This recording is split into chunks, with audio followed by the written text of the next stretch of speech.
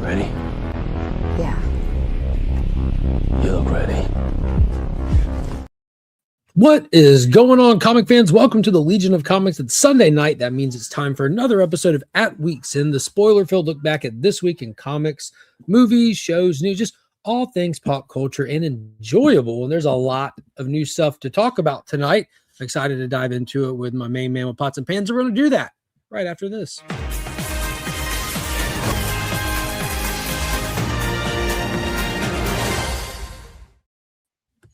What's going on, Paul? Not much. How did you know I own pots and pans? I assumed it of you. I know you to be a good person, and to be a good person comes with the territory. Got to have pots and pans. Gots to have bookmarks. Speaking of bookmarks, did you hear that Eric, that produced not only a good book, but a good bookmark? Eric, 6 issues of sci-fi epic goodness that you could find at thecomicavalon.com, completely sold out of his in-store appearance. He did an in-store signing. Yep. Forget the name of the store. Completely irrelevant now. Comic Bug, I believe. Now it's relevant. It's irrelevant because he sold out of everything, which is amazing. Super cool. It's a testament to not how good this story is, but how good of an individual J-Med is. Like all the people that came in and got the chance to meet him and spend FaceTime with him and can hear him talk about this project, you get an idea of how much went into it at that point, and you're willing to spend a couple of bucks on and gamble with it. And the best part is knowing that these people will read that book, and hopefully he'll get a chance to hear from them again and hear what they thought of it. But I have it on good authority that he has ordered more copies to replenish the depleted stock. So go to comicavalon.com if you don't have a copy of Eric, and check it out. It is really good. That's right. Make a great Valentine's Day. What's that? Did you have a chance to read through it yet? Oh, yeah. I read it a long time ago. It's really good. Yeah. Enjoyed a whole bunch. Where's my button? Up. Don't forget to check the links, the descriptions, videos, Big Time Collectibles, Justin Comics Cleaning and Pressing, ABX Comics and Games. And also hit that join button, become a channel member, get the loyalty badges next to your name, custom emojis. And if you join in the Legion tier, you get early access to content as well as your name on the Legion wheel. And tomorrow's video you could have watched today. You still can if you are a Legionnaire. It's a really fun video.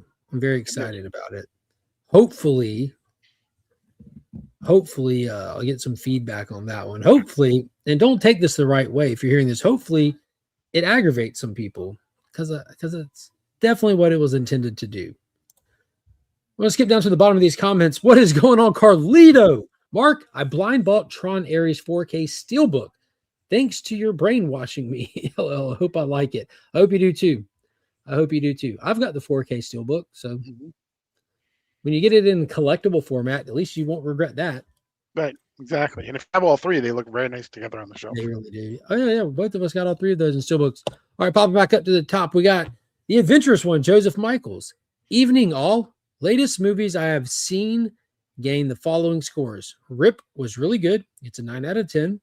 28 years later, The Bone Temple was good. It gets an 8.5 out of 10. Running Man gets a 9 out of 10. Wow. Also, Avatar, Fire and Ash continues to burn the competition at the box office, and it's still number 1, having made over $1.3 billion. It is. So to all those who said it won't last more than a week, you can suck on that lemon, LOL. Mark Jones, the writer behind the cult classic Leprechaun, passed away January 16th, 2026 at age 72. Jode, man, is dropping us with the info. We'll return to some of this in a little bit. I do want to see Bone Temple. I think it was like 2 weeks ago. I finally sat down and watched all of 28 Years Later with Aaron Taylor Johnson, Ralph Fiennes. It was fantastic. Like it is a beautifully made movie. Like it's one of those ones that you can absolutely watch and appreciate every bit of the technical aspect of it. Kind of like One Battle After Another, except the difference being this one is a good story with characters you care about. But yeah, Kenny B, what it do? DJ Links, hashtag we are Legion Orf. DVH, what's up, brother? Good to see you in here. Evening, fine fellows. Sal's Comment Corner, what is going on? Hey, yeah. How's it going? Carlito, yep. Ronnie Johnson, what's up, my dude? Hey, Ronnie started a channel. He posted a YouTube short opening some blind bags and stuff. If y'all didn't see that, if you want to see some cool Mark Spears blind bags, and he figured out how to rapid fire open blind bags, which was super cool. Never thought about that, to be honest with you, because I've opened a bunch of blind bags and typically get one per short, but Ronnie's like, bow. Cool. Got this one. Cool. Foil. Like, dude, check it out. Check out his channel. Get some cool stuff. What's up, Pop? Companion was dumb. 3 out of 10. Companion. I forgot. I don't know if I know that one. I think it's that girl that can't move or something. Like trying to get away from a killer. I don't know. There's a custom emojis you get access to by joining that channel membership. Yeah, I have the other two on Steelbook, so at least all 3 will look good on display. There you go. Okay. I'm just here to talk about the Running Man. I'll send you the link if you want it, J-Med. Happy to have you on. We'll be talking a lot of movie stuff tonight. We already plugged your book, by the way, and your bookmarks. And your bookmarks. Your bookmarks, yeah. Yeah, we talked about your instant sellout, your first outing with your book. But yeah, where we start, who knows? We're going to talk Monarch, drop their full trailer. Last week, I was being critical of their lackadaisical marketing, that we hadn't got posters, anything like that out there. But literally the very next morning, like, we didn't plan that. It's not because of us, but I'm on here complaining that we don't have marketing material last Sunday. And here we are this Sunday with it on the thumbnail. Literally the very next day, they gave us a full trailer, marketing material. They also gave us like a creature design. So we'll be looking at some of that, talking about that. The Running Man, the remake of the Arnold cult classic, fantastic Arnold movie, has hit Paramount Plus. Paul and myself, neither were able to see it in theater, just timing stuff. Other stuff was coming out, what have you. So we both watched it. Star Trek Starfleet Academy kicked off on Paramount, the highly controversial show before it came out. Myself, I'll talk about my thoughts going into it. It dropped a pilot episode as well as episode 2. And then we have the new releases for this week of the comics and some DC KO competition. We'll do a little retrospective on what we thought about the outcomes of All Fight Month now that we're on the back end of it. So where do you want to start, Paul? Let's do Monarch first. Let's just go right down the Monarch first. It is. So we got the poster. We got Kurt Russell back. We got Wyatt Russell back. We have the 2 timelines back. We got the full teaser trailer where it's kind of insinuating that after the events of season 1, which, if you remember, they introduced us to a whole new plane of existence in season 1. There's some ramifications. So to catch everybody up, you have the surface world in the Monsterverse. You have Hollow Earth, and you have this extreme means of travel to go between one to the other, crazy gravitational fields, this, that, and the third. Well, in the Monarch TV show, they introduced us to Access Monday, a place between the two. It's not the Upside Down. It's not. It's a place where they can use these portals between Hollow Earth to actually access this other place. This is the place where the final battle took place, where Godzilla came walking in like a boss.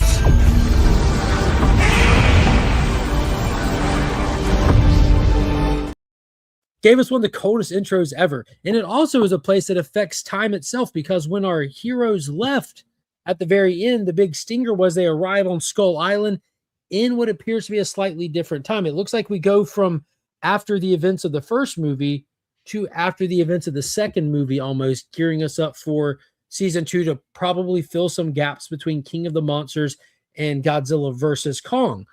But that's not all. They introduce us to what will be our big bad in this season. It's been dubbed Titan X, and that's it on the poster with the double eyeball looking thing. Exactly. Yeah, that wickedness. You can see a little horn on it. You get a shot of it kind of breaking out of the ground. You can see some of those color flares, the light flares behind it. Big horned tentacled monster. They give us a little cave drawing of it as well. And then you get it scaled in one shot. That's a whale underneath it. So this thing is pretty massive. And then there's, based on all of that, some people have done some mock-up designs of what it could look like, possibly not even having like proper arms and legs. But Titan X, Paul, what'd you think from that trailer? I am so psyched to see this show. Yeah, it looks like it's ramped up from the first one somehow. Yeah. But I'm big excited for it. This, in my mind, justifies an annual Apple subscription for this one show alone. And Apple is surprisingly one of the strongest streaming services out there. They're every month they're getting more content. They're getting a larger catalog. And at this point, I mean, you can easily get Apple for a couple of months and not run out of stuff to watch unless you're just unemployed and all you do is watch television all day long. And after HBO, it probably is the most acclaimed. Has, you know, it's got Severance, it's got the studio, it's got Silo, right, Ted Silo, Lasso, Foundation, Shrinking. yeah, That new one that T Dubs keeps talking about. I started watching it too. The Pluribus. weird name, Pluribus. Have you started that yet? I have not. I do want to watch that though. I watched like the first 30 minutes, then had gotten pulled away from it. But looks like you'd be dealing with like aliens, possibly an alien virus. That I don't know. It caught me off guard. I had no clue what I was getting into. I had no clue what it was about at all. I just heard the name of it. But I'm definitely interested to get back to it. But yeah, I'm stoked for Monarch. It's next month. So this is a little check-in because we'll see what we'll talk about between now and then. But once it gets here, it'll be 8 weeks straight of just MonsterVerse discussion. Then we'll be getting geared up for Godzilla minus zero. I think that's like a huge thing is everyone's holding their breath waiting to see what the Toho villain is going to be for minus zero. It's always interesting seeing what they do with Monarch because they tend to lean toward, like with the MonsterVerse, they lean toward designing and creating their own titans like they did with Shimu, the big ice dragon thing in the last one, what they did with Scar King and what they did with the Ice Vark in Monarch Season 1, as well as the big bat that kind of went back to the Skull Island lore. So Titan X is clearly an original MonsterVerse creation. But I'm excited to see what they do with it. I'm excited for this dualistic storytelling to return with Kurt and Wyatt. And I'm happy to see confirmed Kurt Russell's alive. I don't think any of us thought he died, but they left it on a cliffhanger. Good to have him back. What's going on, DVH and Ruby G? But yeah, so next on the list, down the list, what's next for you? Starfleet Academy or The Running Man? Let's do The Running Man. Then that'll take care of the thumbnail. That'll take care of the thumbnail. The Running Man, released in 2025, directed by Edgar Wright, starring Glenn Powell, Josh Brolin, what's his name? The guy from Severance, Domingo. Something Domingo. Yeah, fantastic actor. It's a Stephen King story readapted from his novel, and that's all I gotta say about that. I believe he wrote it as Richard Bachman, I believe. I don't even know what that means. Richard Bachman was Stephen King's. He wrote some books underneath the pseudonym of Richard Bachman. And if you noticed in the movie, there is when they're walking through the city, you can see a store behind him that says Bachman's. Genius. Paul, give me your ring meter, man. I think I'm gonna go maybe 6.5, 7 at the most. Feeling generous tonight. I'm giving this one an orange. It's not red. There's some entertainment value to be had in there. This one's getting a solid orange for me. I don't know what I was expecting from it, but in a nutshell, it doesn't exist in any place genre-wise. It's not hardcore enough. It's not action-packed enough for really that aspect to drive it for me. And it's definitely not dramatic enough or written well enough for those lull moments to make you care about the characters or make you interested in this world. It's weird, to be honest with you. I thought I would enjoy this movie a whole lot more than I did, but I don't know. Yeah, maybe I like the original too much. I don't know. For me, I give a movie that makes an honest effort to do well. To me, at least gets like a 3 or a 4. Participation trophy. Exactly. Okay. So like a 6.5 or a 7 is really, I mean, if you didn't do that, then it'd be like a 3 or a 4. But because there are plenty of movies you can give less than 3 because you can just tell, what, everyone just phoned it in, and it was just like, let's just see how much money But we for can make. context, Madam Web is a red. Yeah. That's red. Venom 2, that's red. Yeah, and right, and the other thing is too, besides the participation trophy, is they should be able to recognize what they have on screen before they release it. That's fair too. That's a good idea. Yeah, this man, I don't even know what I could say. Josh Brolin's performance is a little redeemable. Like somehow Killian is like the character I cared the most about to see more of and want more of. His just is like a great sociopath. No matter what was going on, he was just in the pocket trying to produce the next hit, the next show. But we never really saw like what drives him, like why, like who's his overlords that really make him want to do that. I think what this movie lacked, and if they would have done it, it could have been a banger, is the villains. Like that's what makes Arnold's Running Man so iconic. And I don't care about the book. I don't care which one's a better adaptation to the book. At this point in time, Arnold's Running Man is the Running Man story that stands out. And you have like all the different villains in their own little territories with their own almost like wrestling gimmick of death kind of thing, which was like the replay value of it, which was the fun aspect of it. And kind of get none of that in this. You have there's 5 hunters, but only one of them has like a mask on, and just for anonymity's sake. And we find out at the end it's because he was a runner in his younger days, so he wears a mask just to not blow up the spot that the show's rigged, kind of thing. But I don't know. It was so goofy. The plot holes in it were ridiculous. The scene to scene stuff just kind of, I don't know. They should have leaned into it being like an extreme R-rated movie. You can see like Glenn Powell has the chops to do it with like how like vulgar he was and this extreme anger he has at everything, but they didn't really show that. They just said it. You see him like grit his teeth a couple times when he's not even in the Running Man show. But yeah, and I really like Glenn Powell as an actor too, and I'm afraid that this movie is going to hurt him from getting those type of roles again, because it really, for the most part, tanked at the box office. Rightfully so. I think it might help him, the few people that see this. But he's not a draw, obviously. Like there's not very many people that are a draw these days. Right. It's really the premise you got to sell people on. I don't know. We need a huge dynamic shift in the way people view movies and see movies and stuff. And I don't think it's going to happen. I think it's just whatever comes next is not where we're coming from, but something else is coming kind of deal.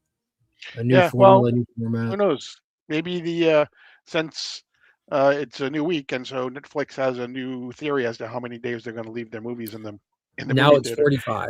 Yeah, exactly. God, those dishonest SOBs are saying whatever they need to say in the moment to try to keep the social media backlash down. Glenn Powell should be a draw. He should be a draw, but he's just not.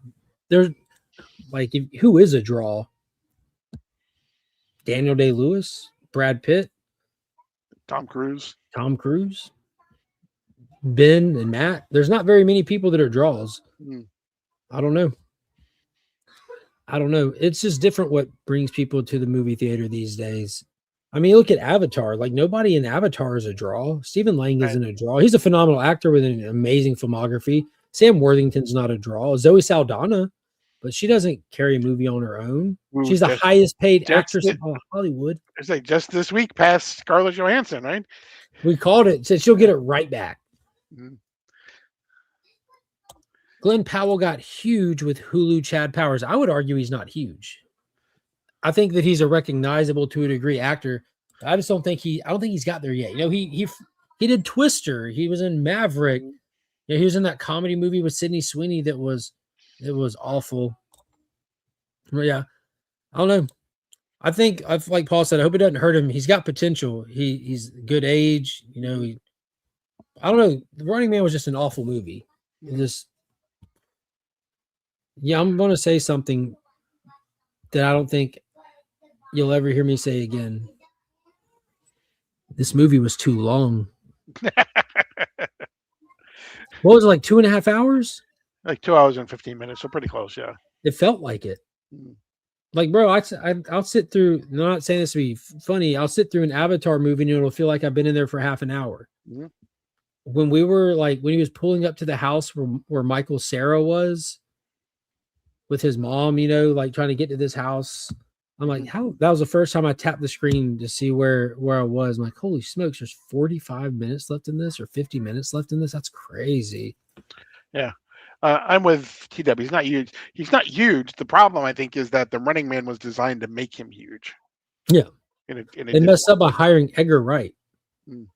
I don't think he's really the guy for the job. He was the wrong director for this movie, or either the writers were the wrong. I don't know, dude. I feel like this should have been. They should have, like, I'm not like one to like just say it's more violence. That's not. I don't typically like the edgelord kind of stuff, you know. But the movie's not meant to have like a deep, meaningful story, just enough to carry it. And they didn't balance that. They're trying to lean in too much story stuff that's hollow and pointless.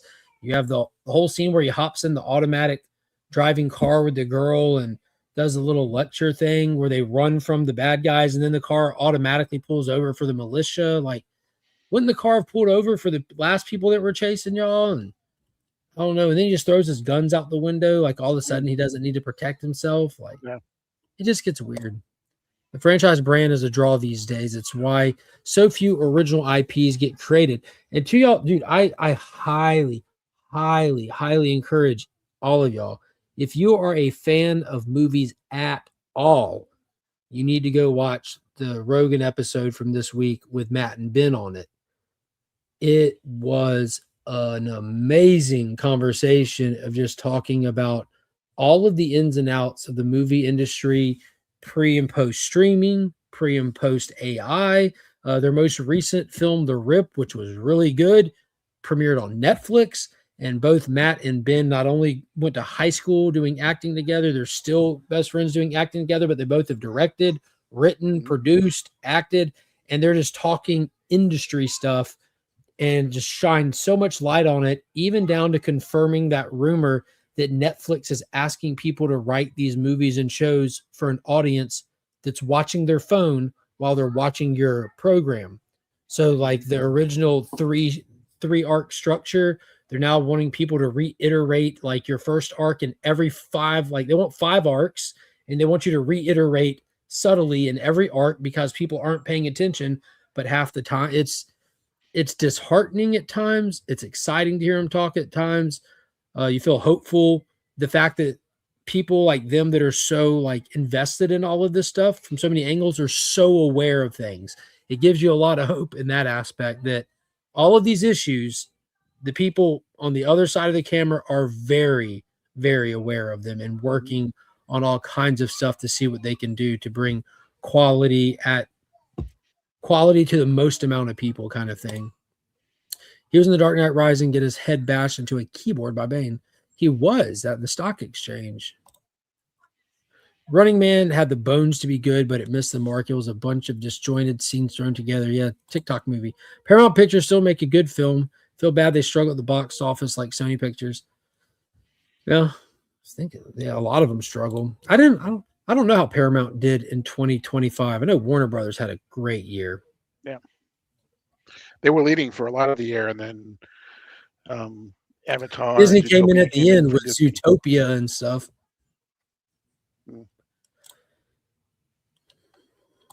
Mark, first you complain movies are too short. No one comes along that was longer.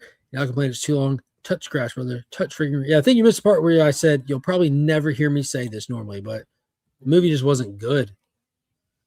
That was a great conversation. Yeah, it was. Yeah, the Rogan interview is really good. Yeah, I'm telling y'all. Yeah, even if you're of that camp that I don't like Joe Rogan, you're not there to hear him talk. You're there to hear Matt and Ben talk, and they do 90% of the talking because it's a Rogan interview. He doesn't. You're there to hear the guests. Box office pundits hyping up Christopher Nolan, The Odyssey, going to backfire. No, it's not. It was sold out in IMAX a year in advance. I was on vacation. Paul and I, we see each other once a year on vacation, and the pre-sales at 10,000 screens went on sale and sold out instantly 1 year in advance. Mm-hmm. Yeah, nah. He made a period piece about scientists building a bomb without blowing up a bomb or any CGI, and the dude did almost 900 million. It's not going to backfire, my guy. Go check out some of the press stuff that Matt's doing already for The Rip and tell me The Odyssey's going to backfire. That's going to be a hit, man.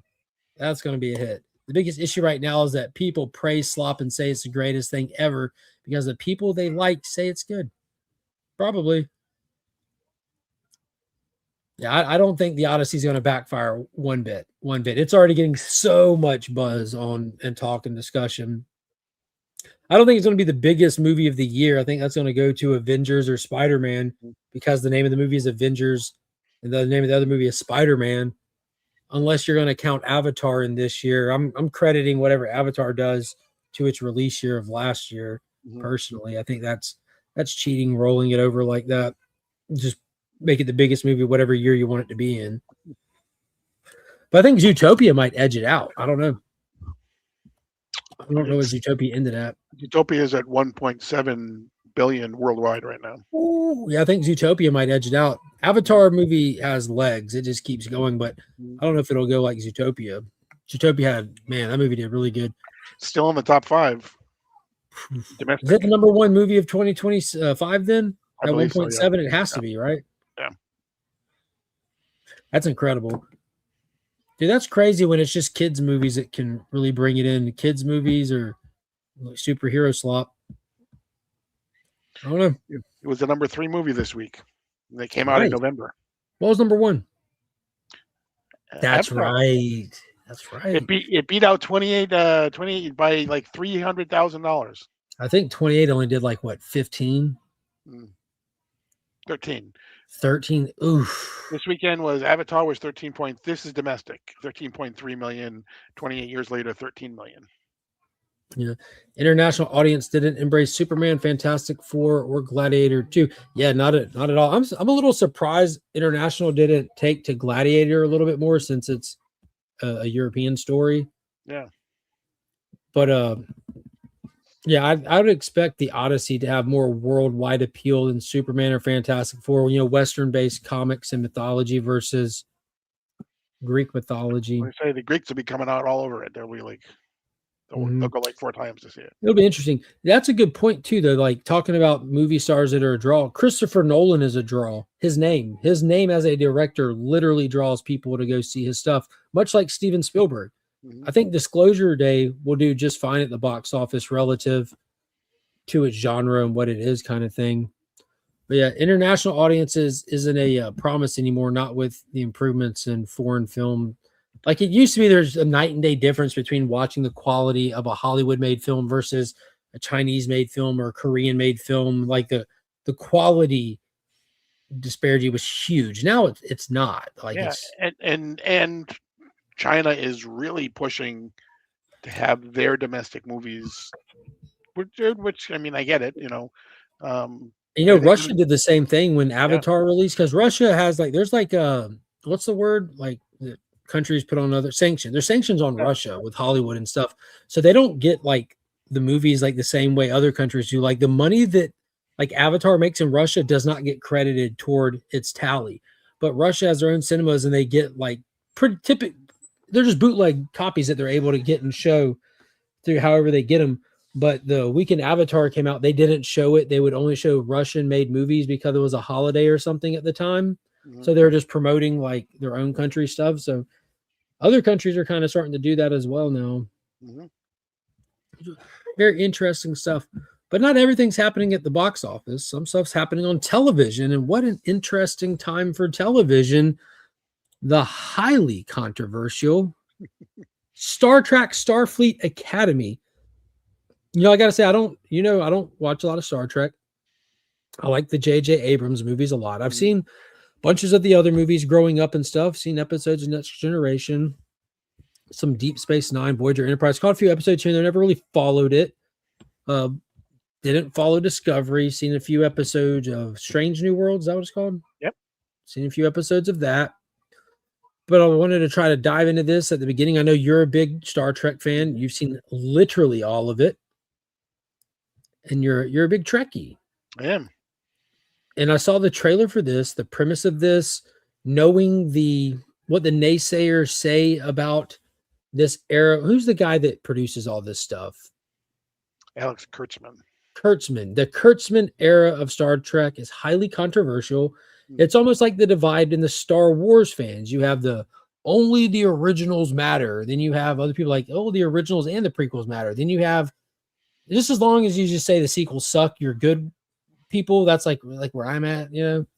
Yeah. But it seemed like you have the same like different camps in the Star Trek fandom. Is that an accurate Yeah, observation? I think you have the things that George Lucas was intimately involved in, and then you have everything else after that. I think And everything else, yeah. And the Kathleen Kennedy, even though she was handpicked by George Lucas to run Lucasfilm, you have the Kathleen Kennedy stuff, and all of that kind of is exactly. Yes, yes, She's gone. yeah. The Kathleen Kennedy era would soon be considered a very long time ago in a galaxy far, far away. Mm-hmm. Yeah, what a terrible pick on there, George. Mm-hmm. But how do you think that that's an accurate comparison? I mean, it's not a one to one, but the Star Trek community kind of has like little subsets, kind of thing like that. Yeah, I think in a lot of ways, although I think that um, in some ways to its detriment, I think there have been a lot of Star Trek series that have tried. There are Star Wars stuff that doesn't even try to sometimes to reach out or to please the longtime fans who are just trying to bring in new people. You know, Yeah, I think the Star Trek in almost every single episode of any of the shows or whatever, you can almost always see some sort of Easter egg that refers back to a different series or something else or whatever. So I think they try to do that. cater. Yeah, exactly. But you definitely have those people who are, just original series people. That's Star Trek. That's always going to be Star Trek. Everything that came after it is, a You pretender know, to the I'd throne. see some of these criticisms of some of the stuff, not just Star Trek, but like taking it to comparing it to comics. I see the way some people criticize modern comics Hmm.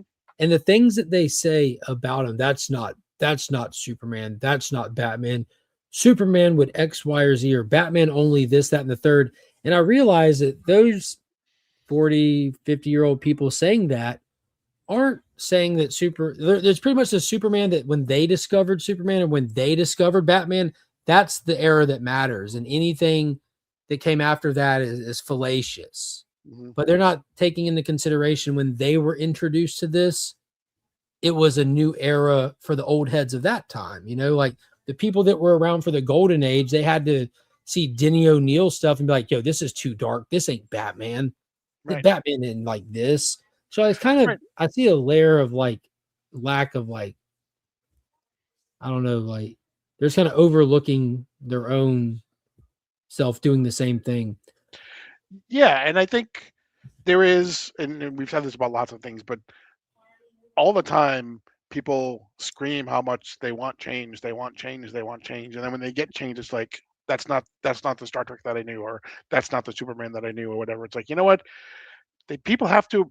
Characters, whatever it happens to be, have to evolve with the times. Have to, y- y- somebody writing a story in the 1940s. It was very simplistic, but they were simplistic times. They were, you were writing to 8 and 9 years olds. You weren't writing to 25, 30, 35 year olds like or whoever like you do now. So And simultaneously 20-year-old somehow. yeah, yeah, exactly. So it's like, you know, I think you have to be open. I mean, there is definitely, and that's why I think the best writers are the ones that are able to keep what the core of a character is, but bring it into the modern times and tell a modern story. Superman will always be Superman because, truth, justice, and the American way. But he doesn't necessarily say that anymore because that would seem simplistic to say that. He just shows by what he does that that's what he's doing. Yeah, truth, justice, and a better tomorrow. But you'll hear Right. him say that if you're one of the people that complain, I don't read Superman anymore because they changed his motto. If you read Superman, you'll see that they slip that motto in there in the midst of the stories Hmm. often enough. Hmm. Like TK did it. Numerous writers have done it in the last 5 years, 4 years since they officially updated the truth, justice, and a better tomorrow thing Hmm. to appeal to a worldwide audience, which definitely makes sense in more complicated times because it's DC Comics. It's their job to market to a wide audience and to Right. make these characters accessible to a wide audience while still, like you said, maintaining their core. And to take that over to Star Trek, Starfleet Academy, the new show from the Kirksman era, takes us to the farthest time in the future, right? Right. And the first thing I want to show is if you look at that poster right there, it's very interesting when you look at that poster because I'm interested. It has Star Trek in the original typography, but it has Starfleet Academy in the typography of the movies. Now, typography, is that a fancy word for font? Yes. Okay. So it's actually kind of doing both. And I mean, we can talk about what happened in the thing, but in the actual series, because there's more Easter eggs than we have time to talk about. We can try. Yeah. Now, can we talk about what's going to really butter some people's biscuits with this show? Yeah. What do you see at the top of this graphic? The certified fresh Rotten Tomatoes. Certified fresh? Yes. That was the critics, though. It got review bombed supposedly by everyone else. Yeah, I think it's like at 30-something% from the viewers.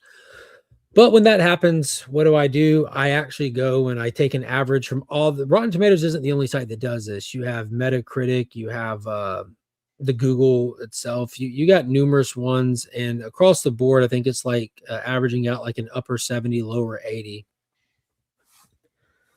So it's it wasn't panned by the critics at all, by any of the platforms, none of them. And there'll be times when Rotten Tomatoes just seems like just a sack of dishonest paid shills, where you'll see the consistency across the many different platforms that do reviewing, and then Rotten Tomatoes is just like stacked sky high or just tanked super low. It definitely, you can notice some weird things like that. But no, it was consistent across the board, and that makes the audience review the outlier, which you then just throw out, just chunk it out. But we got 2 episodes. They have the pilot episode, which is pretty much like a standalone movie to itself, that introduces the concept of this show, where we're going back to Earth, to San Francisco, which one could argue is more foreign than an alien planet in this universe. But they're going here with a young batch of fresh recruits that are joining Starfleet to go get trained up to become good soldiers. What do they consider themselves in this? Oh, good Starfleet officers. Good officers. Mm-hmm. Right, because there is the part that these people are in, which is science and engineering and all the other things, and then there is the War College as well, which they mention as part of mention that. Yeah. So. That could become more relevant too in episode 2. Yes.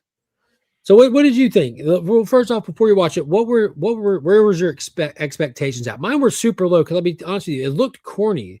It looked cheesy. The idea of following kids, like I say it a lot, I'm not a big fan of following kids through stuff, but they're not really kids. They're young adults, which helped out a lot. Right.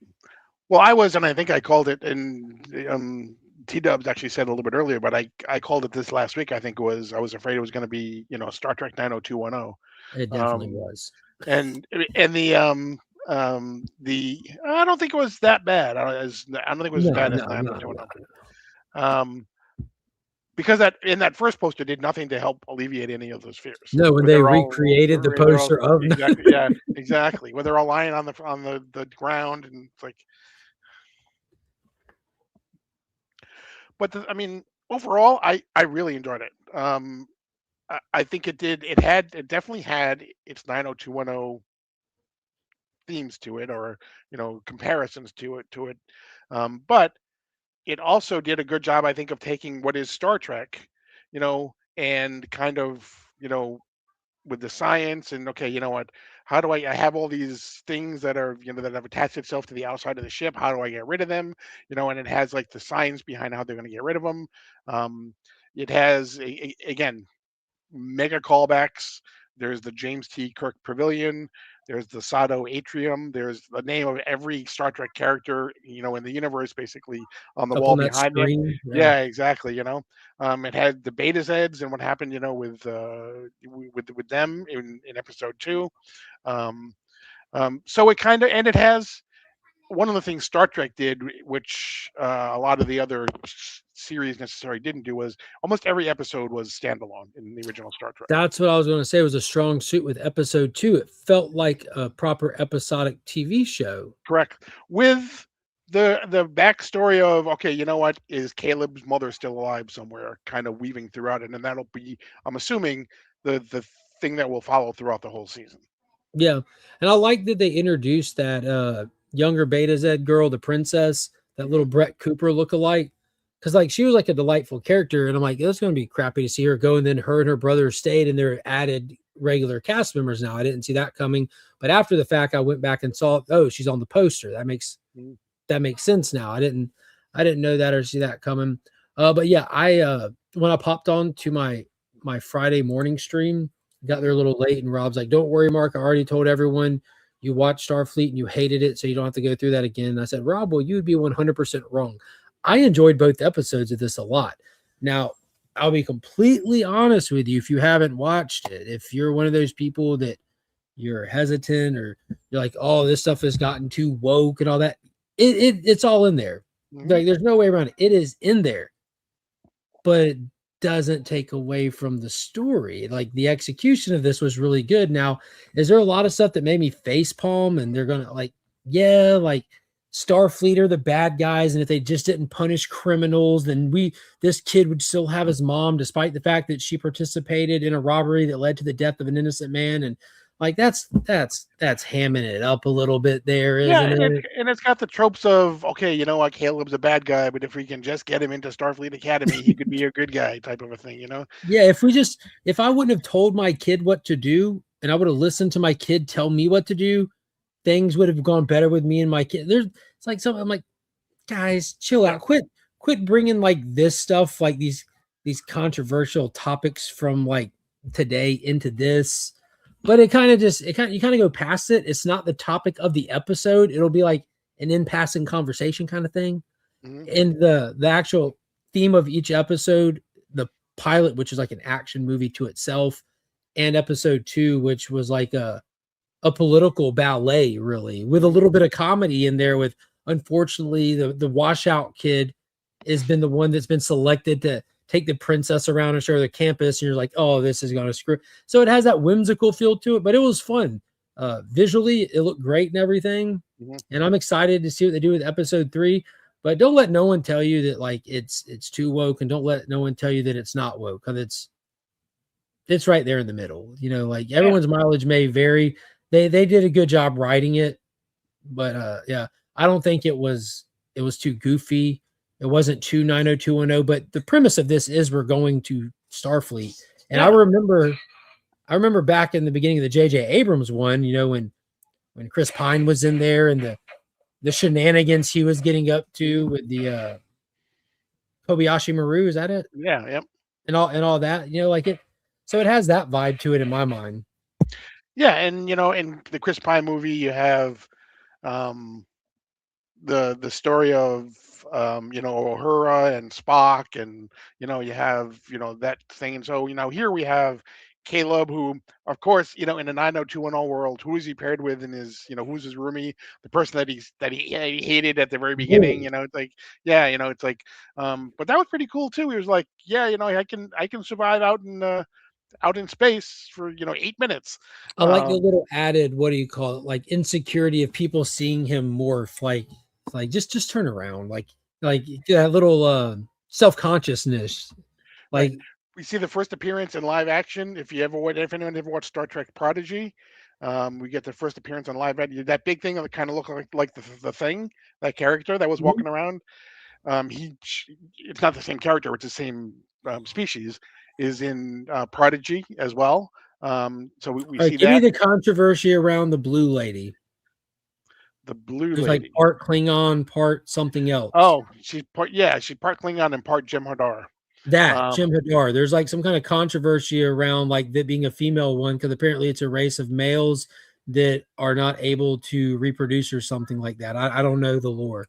I did not read that. I didn't think that was true, but I've heard more controversy about the Klingon guy, because he wanted to be a doctor as opposed to, Klingons, they want to die, today is a good day to die type of And a he's thing. like, I'd rather find a good life worth living kind of Yeah, thing. I thought exactly. that was fine. Like we already saw them explore that with Spock with emotion, like that's Yeah. like And I'm a Zack Snyder guy. I like the idea of saying this hero cannot kill. Well, what does it look like when he doesn't have a choice? I like that. Like, let's yeah, explore that. and if you're talking about 700 years after Worf, you know what? Species change over Not 700 even years. that. At least there's always an exception. Like Right. even when Worf was alive, I'm sure Mhm. there was still one somewhere that didn't Yeah. want to go kill people. Yeah. If you look at the Spartans, like what did they do? They were a bunch of warriors and they still left kids out. You're not strong enough, kid. Yeah. There's always I exceptions. But the I Jim really Hadar thing, I saw where apparently in lore that's like a sterile race or something like that. yeah. So someone pointed out because I saw the actress who's playing her in a Mhm. little press thing, and so I checked the comments and someone pointed out it was a sterile race, which isn't a problem because we have an entire season to potentially explore the lore that explains how she got here because she's Right. going to be a primary character. And she's half. Half, So, yeah.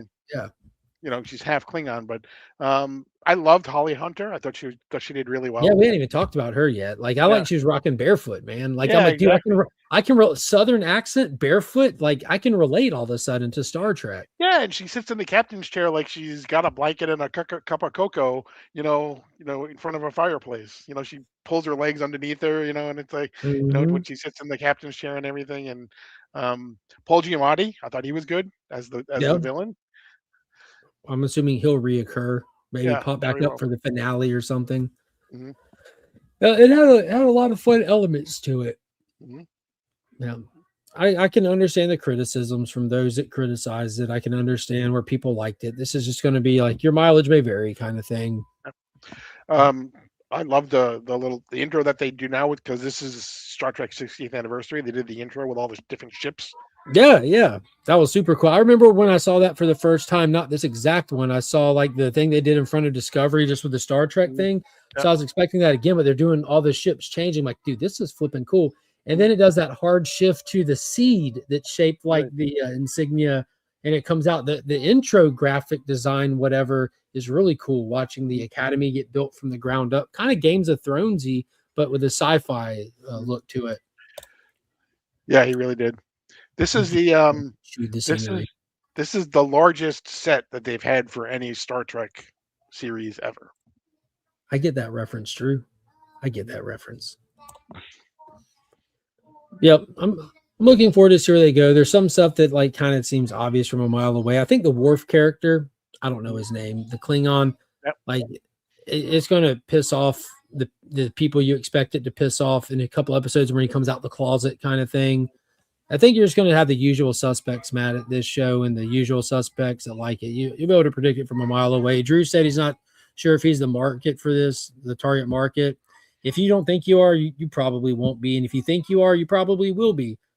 But yeah, I'm with T-Dubs. He says he gives it a solid 7.5 right now. I would give it the exact same score. I enjoyed it. I'm sure that there was a lot. Obviously, there's countless things that I didn't catch in it. But just going in cold, watching it, it was enjoyable. I like sci-fi, and it was an enjoyable sci-fi little thing. I don't like if they made any major like crimes against continuity or canon. I'm not capable of noticing those things in this situation. Paul would know if that happened. It happens in Star Trek or Star Wars a lot, and it drives me nuts. So if they do it in this, I'm sure it would drive some fans nuts too. But I'm not educated on the Yeah, franchise enough to know. and for those of you, so one of the main characters is the Doctor from Voyager, the EMH, Ricardo. Robert Picardo. We saw Tignataro. And he's a hologram, right? He's a hologram, yes. Yeah, so we get introduced to a character, part of the Starfleet Academy. The second from the left, the black girl with the pigtails. She's also a hologram. So you have to explain to me how that works, because these are holograms that people walk through or try to shake hands, and they're hologram, they can't touch them, but then the next time you see them, they'll be holding something or throwing something. what is the hologram dynamic in this universe? He has what's called a hollow emitter, Mhm. which is also why it's because hologram, obviously you have to have something that can project you know the hologram to where it's supposed to be, but the hollow emitter is something that kind of creates its own type of a thing. But um, it can be solid or Correct. intangible, He has both. the ability to, yeah, he has the Okay. ability to hold objects because obviously he has to because he's a doctor. Um, but so they have that. He's there from Voyager. We saw Tig Notaro, who was from Discovery, was there as well. We're going to see That was a another. little weird. Not that Tig was there, but just the conversation, talk Yeah. about Walt Whitney and mixtapes and stuff. I'm like, Mhm. this is a little feels a little out of universe here. Right. Drew Manchu, it's shy. I forgot about that. It's shy on hard light. Um, but we're gonna get another Discovery person that's gonna be in an episode maybe this week or next week. But like I said, and we see lots of call. We saw the Boothby Garden. For those of you who watched the Next Generation, Boothby was the gardener at Starfleet at Starfleet that Captain Picard and lots of Janeway would talk to, and he would offer advice and things like that. So there definitely are lots of different call outs. So that was Arnold Vosloo also that was playing like the head cheese that Holly Hunter answers to that Oded Fur. designated, huh? Oded Fur is the Oded Fur, that's his name. Yeah, yeah, yeah. not Arnold Vosloo. He He was played from in the Mummy. yeah, and he was in Discovery as well. Yeah, he's really cool. He played the dude that fought alongside Brendan O'Connell against the Mummy in the first one. He was part of that little order of people trying to keep Hamanatra hidden from everyone. That was Right, cool seeing him in there right, and quickly for those people who don't is they are like 900 years into the future from from Discovery. from where their discoveries started. Started, Okay, okay. okay, and what happened is there was something called the burn, which is something that destroyed all of the dilithium in it made it explode, and so basically any ship that was running on dilithium basically exploded. And Did that wasn't anymore that event, did it show that happen in in Discovery? Or did it Discovery. just Yes, kind of talk about it like in retrospect? no, it was in well, when they traveled to the future, it had already happened, and they were told about what happened in the burn. But then we do see some flashbacks Mhm. to it as well, and so they have to try. So they're trying to, reconstitute because all the starships exploded and everything. They're trying to reconstitute Starfleet, and so that's So that would why. be like the equivalent of like if like petrol just exploded here on Earth kind of thing. We had to rebuild our infrastructure with a new energy source, right? Correct. Right. Okay. I'm just trying to get an idea of like how vast of an event this was for this universe because the way it's introduced in this is like everything was in turmoil after the burn. Like people were having to Correct. like get into piracy, and this mother that was just trying to eat had to join a band of Mhm. pirates, and like Starfleet was kind of like in disarray, trying to kind of hold Right. things Well, together. because like imagine if you use your example of petroleum, like you don't have cars anymore, you don't have planes anymore. So how do you get food out to people? It's like so How do people you have even to. farm? Your farming Right, equipment runs exactly, on it, and exactly. So so basically, in a lot of ways, sowed chaos throughout the galaxy, and then Discovery. One of the things that they did at the end of their series is they tried to help. Starfleet was just this, kind of ragtag type of a thing, and Discovery became the flagship of the uh, Starfleet because it used a mycelium network. It didn't use dilithium to fungus, travel. It traveled along the mycelium network. fungus. Yeah, basically. Yep. Yep. That's cool. Like Um, it- cosmic mycelium. yeah, and there was one of the I can't think of his name now. Andrew Rapp is the actor who plays him. He would basically he had something in his arm that he would plug into, and he would basically connect to the mycelium network and everything. And so, but they So actually reference that's how the Discovery just does a thing where its engines spin around. It just and it can automatically appear somewhere else. And they actually reference that because if you recall in the first episode, they wanted all the starships to come and help out, and they specifically say Discovery is being retrofitted right now. because all the other starships, it would take days and days to get there, as opposed Mhm. to Discovery, which could have been there in a second. So they had to explain why Discovery couldn't just go and help them. So why aren't the other? What are the other ships running on if all that stuff got exploded in the burn? I'm not sure yet. We need to. I'm not positive, to be honest with you. Huh. The Athena is the new ship that we see in this Correct. that they fly in. I gotta tell you, it threw me off that the engines aren't connected to the Mhm. bridge or whatever Yep. that part of the ship is. It was a cool design, but it Yeah. was so vastly different from anything I'd ever seen before. I'm like, what am I looking Well, at here? I was trying to make Discovery sense of it. Discovery in season 5 has the same thing. They have the detached nacelles, so they Mhm. kind of the same type of a thing. But it looked cool all the same. Yeah.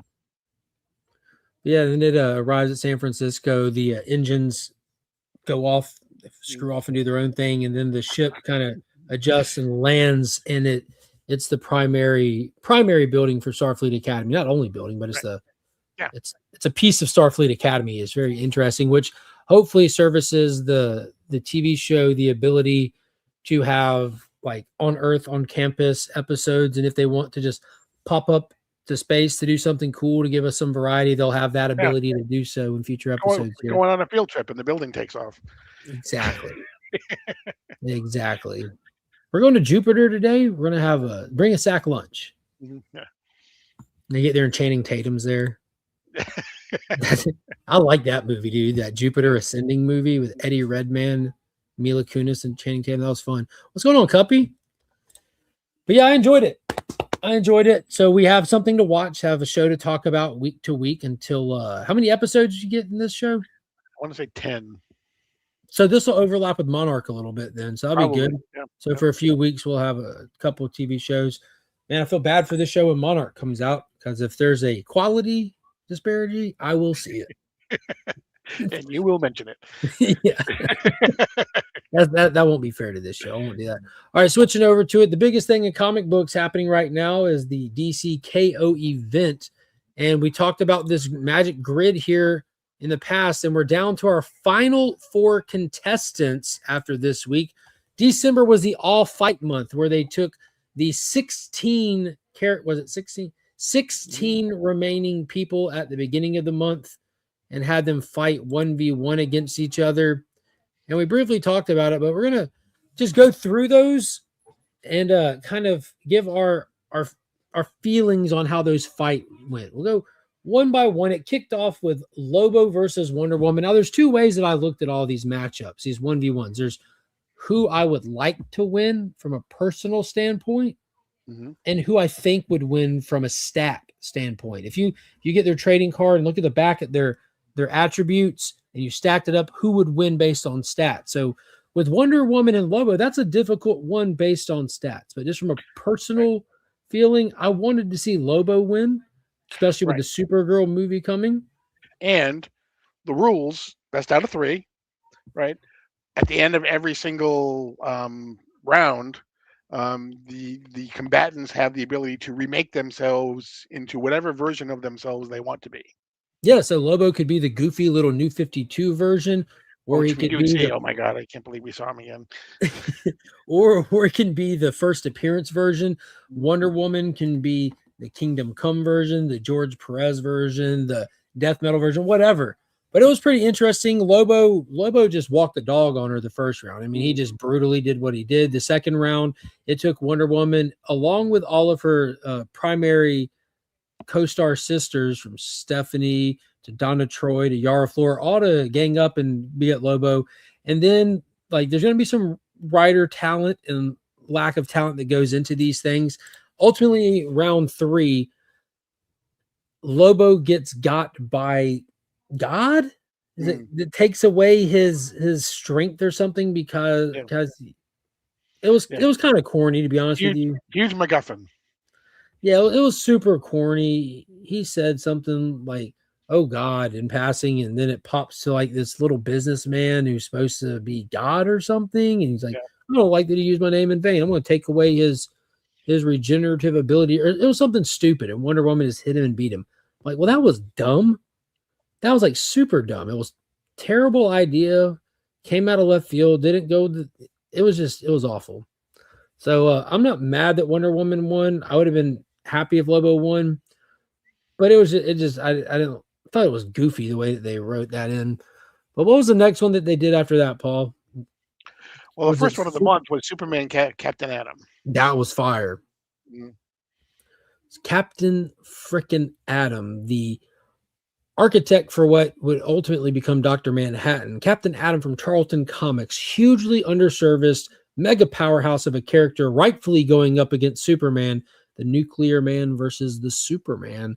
And Captain Atom drags him in round one. Captain Atom, like makes some kryptonite, and just drains him and just waxes him.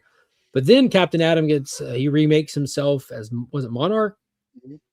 Yep. As Monarch, Superman remakes himself in another form. They have a good fight, but we find out that the Heart of Apocalypse cheats on Superman's behalf and corrupts Captain Atom to the point of him actually knocking himself out of the fight. So I wasn't mad at that because I like both of these characters a lot. So I like the fact that it was almost like when you're watching your two favorite wrestlers wrestling and you don't know who you want to win. So it ends up being a dirty match. Someone sneaks in and the referee catches them, hitting him with the chair, and they have to, no contact. You know what I mean? But yeah, that's how it kind of felt. So I was kind of happy with that. Superman moved forward. But what did you think of that when they really leaned into a lot of the history of DC Comics with that one?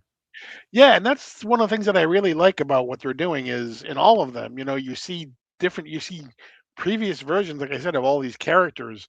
I was kind of hoping that in Captain Atom, I mean, they wouldn't do this because they can't admit it, but I was kind of hoping that he would end up being, Dr. Manhattan in one of his. That would have been awesome. Which version of yourself do you choose? And there he is. Yeah, exactly. Because that would have been cool. But yeah, that would have been incredible, dude. Yeah. But they can't admit that that's who it was. Yeah, that's who they really were. So, but it was good to see him from the Armageddon to, like I said, Monarch from Armageddon 2000, or 2001, Armageddon 2001, whichever one it was. We saw I was anticipating, and I knew that this was going to happen again. We were somehow going to see Joker against Red Hood. I knew that was. Yeah, that's the one that they did last, right? One of the ones that they did last. Yeah, I think that was the final round. What was it? See, I got this up.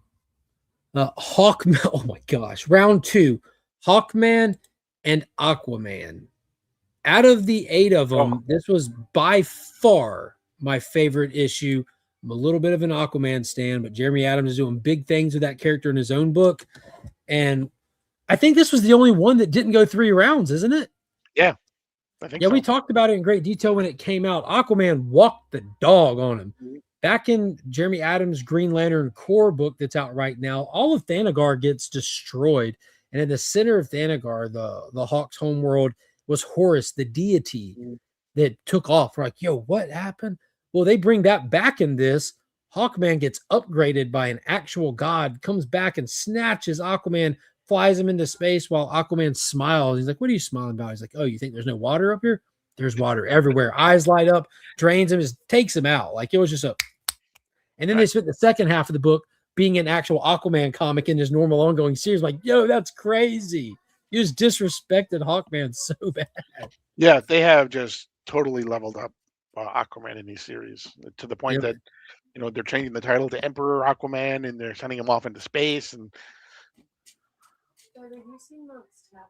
I have not a long time. Is it charging right under the little end table? So for the Superman Captain Atom, I expected Supes to win. Wasn't heartbroken. I think they handled it really well with Lobo. Aquaman and Hawkman couldn't have gone better for me. I wanted to see Aquaman win. He did it in a devastating way. And then with the next one, this is the next one that was kind of contentious for me. Cyborg and Swamp Thing. I love me some Swamp Thing. I love getting into the Parliament and the avatars of the Parliament and stuff. And this one, like you pointed out early on, Paul, it was like kind of like the battle of the opposites, right. Like this hyper techno and purely organic. Mm-hmm. Yeah, and the fight went the whole 3 rounds. Cyborg wins. Spoiler. But yeah, I mean, I think I would have liked to have seen Swamp Thing win too, because to see the the red, and it would have been cool to see like the red, but then also to see like the rot comes in somehow, or all those different things to kind of help, um, uh, because that's, I mean, obviously the rot could somehow end up being maybe rust on Cyborg or something like that, that would help him get beaten, but yeah, they ended up with Cyborg winning, and so he went on to the next round. And I was kind of happy with how they wrote that one, though, because they had Swamp Thing concede and give Cyborg the win, because Swamp Thing looked forward at what the situation they were in is, and looking at the situation ahead of them, designated that Cyborg is more equipped for this fight than the Plant Man, and he kind of concedes and tells him good luck, go do this kind of thing. So I was glad that they acknowledged that. They wanted a specific character to move forward and acknowledge that he's going to have to let him move forward if he's going to move forward. And that's not really the only time we see that through these, because the next one was not like that, but the next one, Harley Quinn and Zatanna. This is the second one that I like both of these characters. I like Harley Quinn a whole lot more because she speaks forward. But I know a lot of people early on said, and we talked about this before this series started, people are like, how could Harley fight Zatanna? I'm like, bro, all she has to do is punch her in the throat. That's round one. It was so funny. She literally punches her in the throat and takes her out. I'm like, yes, if Zatanna can't talk, she can't do nothing. But by the end of this weird little 3 round, I don't know what they were going for. By the end of it, I thought they were going to scissor. It was weird. They were just like, are they supposed to be making out in a second here? I thought she was with Poison Ivy, but it got really, really weird. Like, I don't understand the little twist, turn direction this one went, but ultimately Zatanna won in round 3. Got a little odd. Yes. I don't know. Were you expecting Zatanna to win? Were you happy with the outcome of this one? I thought that, I thought Harley Quinn was going to win just because I think she's a more popular character than Zatanna is, and I thought that they would have gone with. I was okay with the result, but I had thought that they were going to have Harley Quinn win. Guilty, Joe. Yeah. Ultimately, in the grand scheme of things, I could care less either way, because I never feel like either of these characters are really going to go too far. But next one, now this one, I felt like I got some skin in the game here. We got the Flash versus Green Lantern, but not just any Flash versus any Green Lantern. We have the Flash, Jay Garrett from the Golden Age of JSA versus Guy Gardner, aka Cannon Fodder, aka nobody's favorite Green Lantern, in a 1v1 match that ultimately goes 3 rounds, and very similar to the rest. This one, you kind of have a moment of Jay conceding to the younger guy with the anger issues, like, go get him, Tiger, kind of thing. But it was fun. It was well written. I don't like to ever see the JSA take losses just because they're older characters. That's what it feels like sometimes. Like, this one felt like a popularity contest to me. But I thought they were going to scissor. I'm dying. Quick update for you, Mark. Currently, Harley and Ivy are in an open relationship. No idea why they did that. Yeah, it was weird, man. I don't know if you read it. It came out of left field. They went from fighting to just like sitting there caressing. I'm like, left field. But yeah, what did you think of Jay and Guy? Jay Garrett, Guy Gardner. I thought that Jay was going to win. I really did. It felt like it, didn't it? Yeah, because I thought that Guy was going to be so full of himself that Jay was going to find a way to turn that around. And now, with you being a fan of the Golden Age characters and you being a huge Green Lantern fan, who did you want to win going into it? Because this is a tough one for you, because it's not just it's Guy, so it kind of evens it out. Yeah, but I mean, as popular as Guy Gardner is, he's probably the least favorite of my Green Lanterns. Mine too. Like, I enjoy reading him and all that stuff, but he's good against the other ones, Right, exactly. Nobody said bring back the Warrior comic ever. Exactly. Although we got him in the story. We did. Yeah, that was really cool. Yeah. So I wanted Jay Garrett to win as well. Yeah. And then for round 7, this was a big one. It felt like a no-brainer to me. I hated to see that these two were matched up because it felt like an automatic loss for my main man, Pots and Pans. Etrigan versus Lex Luthor in round 7. Those obvious going into this. They're gonna let Lex win for story purposes, but it was cool how they did it.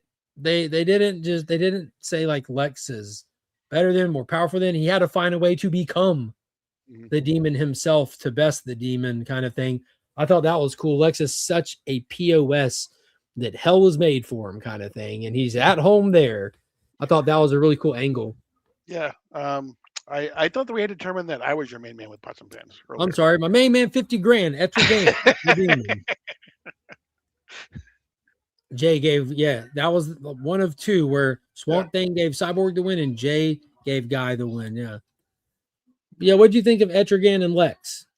I would have loved to see the demon win just because we don't see him enough. I knew that they weren't going to let Lex lose, but I would have loved to have seen the demon win.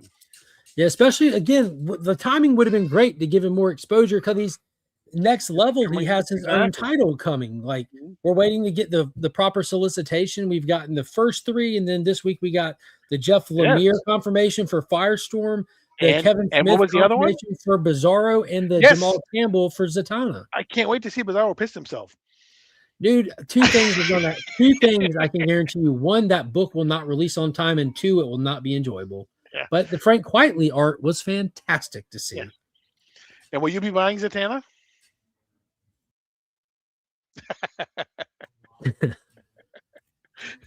No. I'm assuming they're just going to continue the Jamal Campbell miniseries. Yeah, absolutely. Yep. There ain't no reason not to. It really depends. I remember we review number 1 for the DC Deep Dive that week. It wasn't bad. No, it wasn't bad at all. Not at all. The art, Jamal Campbell's artwork is just fantastic too. Yeah, it was sad when he left Superman. Yeah, dude, it really felt like a modern Superman, the animated series, in book form. It was amazing. All right, DVH is egging us on here. It's a shame Etrigan couldn't go over, but that was the right decision. Here we go. Red Hood versus Joker was the best, in my opinion. Absolute banger. Round 8 to wrap it all off. They held this one for last. Obviously, it's the rematch of the century. These characters have seen each other face to face since the death of Jason Todd in the 1980s. But in a death battle, 3 rounds, winner take all kind of thing, people wanted to see this, and they made it last for that reason. A lot of people just wanted to see Jason Todd go ham on the Joker. Take a tire iron to the Joker. Huh? Take a tire iron to the Joker. Yeah, get that crowbar out. And this one, I think, was the smartest written one. The absolute smartest written one. It went all 3 rounds. Jason got him. Joker got him. And then the last round, it was kind of they got each other. And as they lay there dying, Jason was able to acknowledge that I got you, you SOB. I'm sure you got some kind of stupid trick up your sleeve, but I know I got you. And he dies. And then Joker, as he dies, he has like this little defibrillator thing, basically just pop him right back up, just enough to give him the W. So Joker gets moved to the next round, but Jason got some good get back. It was an entertaining story. It was fun, but Joker advanced. What did you think of this one? The outcome? Who did you want to win? Again, I kind of suspected they were going to have the Joker win, but I to your point, I thought it was really good in that in almost every single way, it appeared as though Red Hood won. So you get that satisfaction as though you think he won, and then at the last moment, you realize, obviously that he did. Do you know what would have been the ultimate move? Like if, dude, like 3 rounds, winner take all, Jason's ultimate revenge opportunity. If they would have had them go head up in round 1 and Jason go in there like a bat out of hell and just get crowbarred unexpectedly, and Joker literally takes him out again. I mean, mercilessly, just savage, just gets crowbarred again. Round 1 over. Round 2, he's chasing Joker down, tit for tat, chasing down, tit for tat, chases him into a building, can't find him, looking around for him, opens a cabinet, and the timer's already on 3, and he gets blown up. 2 rounds, Joker wins, kill him the same way as he did before, and just blow everyone's mind. Like what? That would have been epic. No, Jay, what I would have had happen is he goes, he does the thing with the crowbar at the beginning, right? Yes, he does the bomb at the end, but then it ends with a 1-800 number that you have to call. That would have been amazing. Yes. That would have been cool if they gave us the 1-800 number to determine it once again. Yeah. Once again. Personally, for the one, I think Hawkman versus Aquaman was the best one. I also did enjoy Jay versus Guy. I think the way Jay was written was very well done. Yeah, Aquaman was 1000% my favorite one. We covered that one, I think, right before you got here. But yeah, that was y'all know me. I'm an Aquaman guy, and the Dark Tide has arrived. I think that was the only one that was only 2 rounds too, and he just, like I said, he disrespected that bird. You had like, and he's the avatar of the blue. You know what I'm saying? Wouldn't it have been cool if all the avatars moved forward, like you said, and the Parliament pulls out some kind of grand scheme kind of thing? That'd have been cool too. Would have been cool. What's up, J Man? Red Hood Joker was good because of Jason's catharsis and for the fandom, but I couldn't like it as much due to Joker's plot armor, even though I saw that coming. Yeah, I think people forget, like, with Joker, is it any more plot armor than Batman? You know, that's his gimmick. You know, it's not Joker's not an idiot. He's crazy, but he's wildly smart. He went into that fight with the same failsafe Batman went into the Heart of Apocalypse battle with. Mm-hmm. But that got us into issue number 3, where they ended up doing a 2v2. Some fallen heroes return. The survivors of All Fight Month were able to choose their competitors and go in.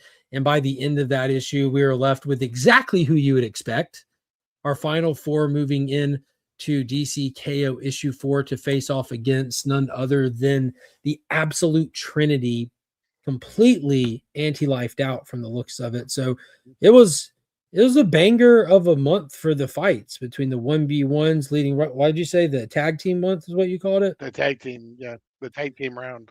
Yeah, and Paul and I kind of we recorded a whole catch up on how that goes. There's some wicked stuff in DC KO number 3 with some of the deep cuts that you get into with the lore and the characters and some of the reasoning behind the team ups and stuff. Like, we didn't get into it, but Cyborg bringing back Connor Hawk to be his tag team partner. Like, I mean, on the surface, like, what a terrible decision you can make out of all the people you can choose from. Connor Hawk. Mm-hmm. Okay. Yeah. But then the way he writes, like, I'm going to take these nanites, I'm going to put them inside you, and they're going to come back in me, and I'm going to take on your fighting abilities, but with my technology. I mean, like, well, that's kind of smart. He knows Connor enough that he thought that through. So, okay, whatever. Who could possibly be in a Superman and Captain Marvel merger? That was amazing, dude. That was amazing. Superman brings Captain Marvel, Billy Batson, to be his teammate because I got an idea. Magic's my weakness, but you have the ability to do something special, Billy. The biggest flaw that Cyborg made, why didn't you just bring Lady Shiva? If you need someone who can fight, get Cassandra Cain or Lady Shiva. Who else is there? Those are your top 2, right? For fisticuffs in the DC universe? Cheshire. Yeah. I don't know. I would have gone straight to Lady Shiva. I don't know if Cyborg knows her, though. That's also, there's that factor as well. I don't know. Yeah, you would think that, because isn't Lady Shiva is the father of father of nobody. Lady Shiva is the mother of Speedy's son, right? I think so. So she's been around since, and obviously Speedy and Cyborg are pretty tight because they're both on the Titans. So I'm sure he knows who she is. So I like to think so. We just got my boy Connor. I'm so excited to see it.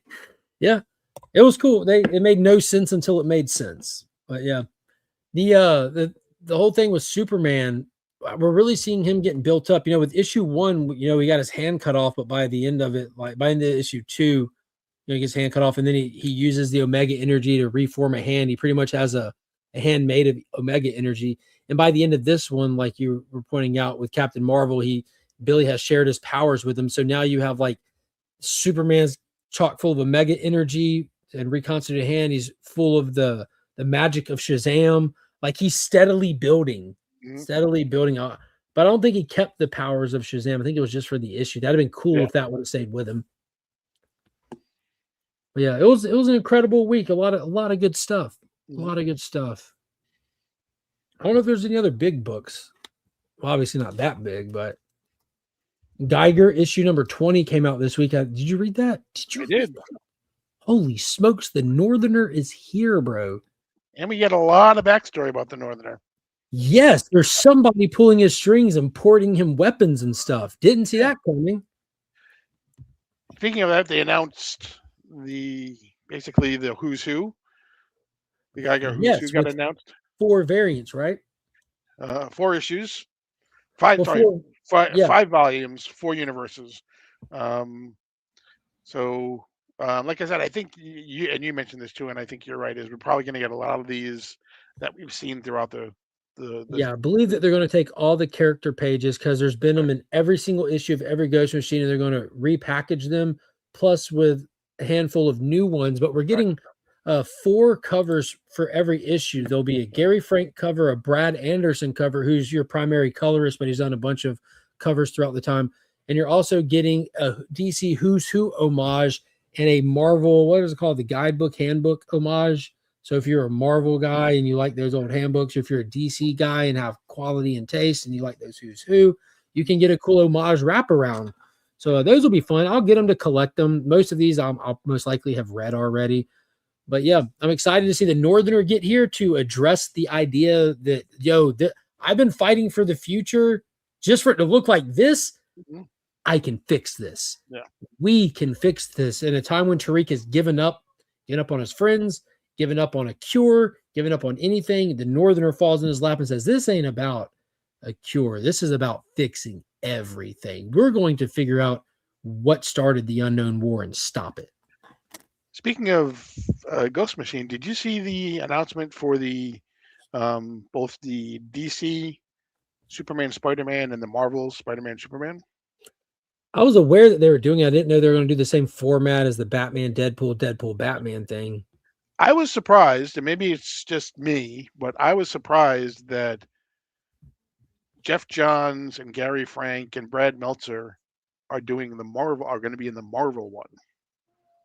They're writing stories in the Marvel. Which one's coming out first is what I want to know. DC. That's good, because whoever comes out first has got like a 2x edge on the other one, because the normies don't realize that it's a different book the next month when the other one comes out. Yeah. They should have found a way to market them a whole lot differently or better than just doing a flip-flop of the names. I'm more excited for this one than the last one. Deadpool is just an annoying character to try to read. Not fun at all. But I'm more excited for this one. I like Superman and Spider-Man better than Batman and Deadpool. I just thought with a man that was basically synonymous with DC for like 20 years would have been in the DC one. I wonder if it's just like one big pool, like despite which one gets shipped by which company, if it's just one big creative pool. And they I wonder if if it's just one big writer, like hypothetically, one big writer room, here's our stories. We'll put this one here, this one here, this one here, this one here. Yeah, I wonder if it's not split down the middle like that. Yeah, and he's not doing the main. I mean, Brad Meltzer is doing the main story, so he's doing the longest story. Now, what's crazy to me, to interrupt you, what's crazy to me is we're getting Brad Meltzer on this before we're getting First Ghost. Exactly. That's what's crazy to me. Which is announced 16, 18 months ago, right? Been waiting forever. This dude's like going on talk shows and publishing books left and right. Now he's doing this for not Ghost Machine. Come on. We've been waiting on First Ghost for a long time. Whoa. He's playing with his toys. Other one I want to talk about. It's a DCKO tie-in in Spirit Alone. Aquaman number 13. Important issue here. It's a tie-in for 2 pages. It's a tie-in only in the fact that Arthur is in the event. So this issue focuses on a big mystery that we've been wondering about since we got into this run. We were introduced. There's a tie-in. Read it now. Yeah, there it is, right there. Yeah, in this run, we were introduced to the Blue. Arthur goes into the Blue in search for his people that went missing and everything. And on his travel, he comes across his people, but a lot of time has gone by. Mira is currently dying of old age. As soon as he gets there, their kid is a grown adult. Ultimately, his grown adult kid joins them on their adventures, joined them being Aquaman, Captain Nemo, Arion, Vivian, all these characters. And it gets revealed to us way after that that wasn't his Mira. That this isn't his Andy. His Jackson, his Garth, they're elsewhere that he's unaware of. They're pretty much in prison somewhere. And they working on getting out, and Mira does. They use every bit of magic they can just to get one person out of this little imprisoned thing. So who is this Andy? And why hasn't his kid been straightforward with him? So this issue starts getting into that. Well, this is definitely not his Andy. We don't have the specifics, but this Andy we can now see has a specific goal of bringing the seven kingdoms together to rule them for her own good. And we don't know what that is, but we know it's not actually good. She brings the heads of the seven kingdoms together, demands that she leads them moving forward. One of them says one cross thing to say, and she just kills them, like right on the spot. We get a little bit of a tease that it could possibly be a shapeshifter of a sort. And Mira's on the way. Mira's on the way to handle this, unbeknownst to Mira, but she's about to run into a grown version of her daughter, and Mama's going to know that ain't her real quick. Right, exactly. I'm hyped for this. Very excited. What'd you think of it? Yeah, I mean, I'm probably a Jeremy Adams shill, but he basically can't do anything wrong. And he's, doing it once again. And he's if you like his writing, he's writing the one that has all the characters meet up with non-DC characters as well. So, he's doing the boss I believe battle? he's doing the boss battle, yeah. Holy smokes, that's about to be a blast. Yeah. Yeah. So, he's I was kind of disappointed in the fact, I mean, to just throw the trade dress at the top that says it's a tie-in, and then just say, in two pages, and at the end of the second page, put, follow Aquaman and or Father Arthur into DCKO number 3. Like, yeah. And I get why they do it. It explains why Arthur's not. They shouldn't have put that on the thing. And the interior of the book should have been no different, but just without the KO tie-in. Because I don't want it to run off people from events. Because you have those people that say too many events. I don't want to have to buy all this, and they think if they don't buy it, they won't know what all is going on. But if you get them to buy these and it's not relevant to the event, I feel like you're bait and switching them. Right. But me personally, I'd rather get the Aquaman proper than an interruptive tie-in. So I was happy with it. As somebody who pulls the title anyways. I mean, it was awesome. It was awesome. It was a good week. Those are the big ones. Monster and the Wolf #2 came out this week, which is a complete origin story on the Frankenstein of this universe, which is the most twisted origin story I've ever seen done for Frankenstein. Did you pull or read this? It's coming in my shipment. So, bro, when it comes in, we got to talk. I don't want to spoil it for you then, because it's wicked. I haven't got a chance to read Space Ghost yet, but I'm excited for that. Those are always fantastic. But yeah, it was a pretty moderate week for me. The third and final issue of Peter Cannon Thunderbolt came out, and it was like I thought, just a 3-issue little mini series to keep the license. But it was fun. It was tough. It was cool. Not much to it. We're just a little 3-issue thing there. But if you're interested in the Charlton characters, this character would later become Ozymandias in Watchmen. But correct. Yes. Super cool. I didn't realize it was only 3 issues. Yeah, I figured it out when I read issue 2. I'm like, wait a minute. I suspect this is only going to be 3, and it sure is. And when they do that, it just means you're just trying to retain the license. Right. Transformers was dark this week. Megatron is cray-cray. I haven't read it yet. I stopped pulling the Energon stuff. I was still reading Transformers, but yeah, I didn't read. I'm kind of falling off right now. But that's all I got for this week. You got anything else you want to hit on, Paul? We're about to hit that magic hour and a half. No, I think I'm good. Tomorrow morning we'll talk about DCKO more on DC Comics Deep Dive, 10 o'clock on my channel. Make sure you check that out. Get caught up on all that. No guest IQ this week. We'll be back the week after with Cliff on Comics and Collecting with Durs. The special Xanax edition. It'll be me trying to get Cliff's blood pressure up, and it'll be Durs naturally getting my blood pressure up. That's gonna be a fun episode right there. Tomorrow, seeing as how Mark doesn't read them anymore, should we just spoil it? Yeah, dude, I'm fine with that. Yeah, I'm completely fine with that. If I'm not pulling something, that means I'm perfectly okay with getting spoilers, because I'm still going to be out there figuring out those spoilers. Tomorrow, I do have a new video that was inspired by a conversation that I hear too much. And if you're a channel member, the adventurous one, Joseph Michael's already watched. I know Paul's already watched it. A handful of people have already watched it. But we're going to be talking about Bruce Wayne, that pesky billionaire, and why he doesn't do more financially to help the socio-economic state of Gothamites. You hear Chip Zdarsky being the primary one. He's just a rich guy that beats up poor people in alleys talking about Batman. I hear people talk about it. People who pull and read comics talk about it. So I explore that question. And also, to be fair, he's not as rich as he was. Yeah.